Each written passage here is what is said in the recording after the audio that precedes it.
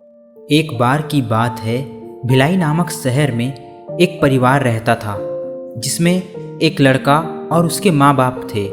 वे एक मध्यम वर्गीय परिवार के लोग थे। कुछ समय बाद उस लड़के की शादी मनोरमा नाम की लड़की से हुई।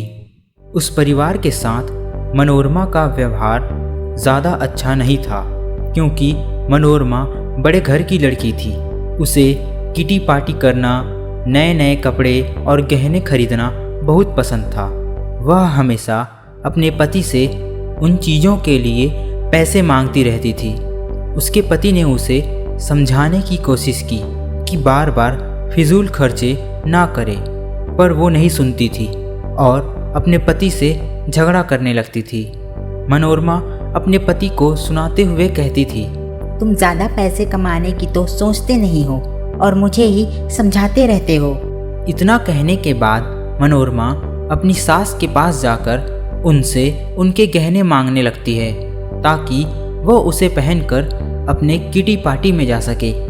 उसकी सास ये सुनकर दुखी हो गई और अपने बहू से कहने लगी, हमारे समय में तो बहुएं अपने गहने अपने सास को रखने के लिए देती थी, और तुम हो कि मुझसे ही गहने मांग रही हो।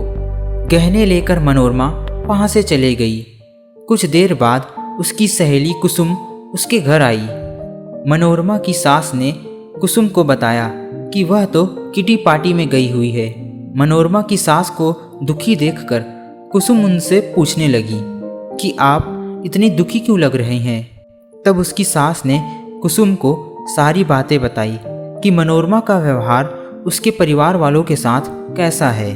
वह कैसे फिजूल खर्च करने पर तुली रहती है, बार बार नए कपड़े और नए गहने लेते रहती है।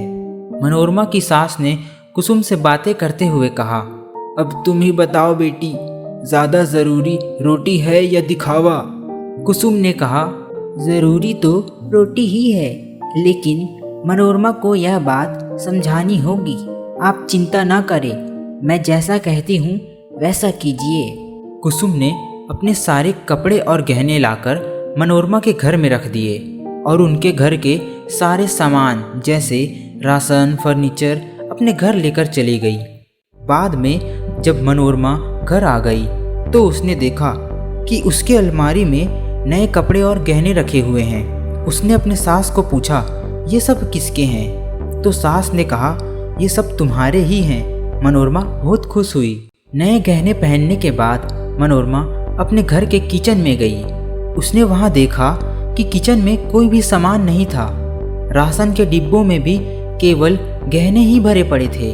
तब मनोरमा अपनी सास को बुलाकर पूछती है, मम्मी जी, घर का सारा सामान और राशन कहाँ गया?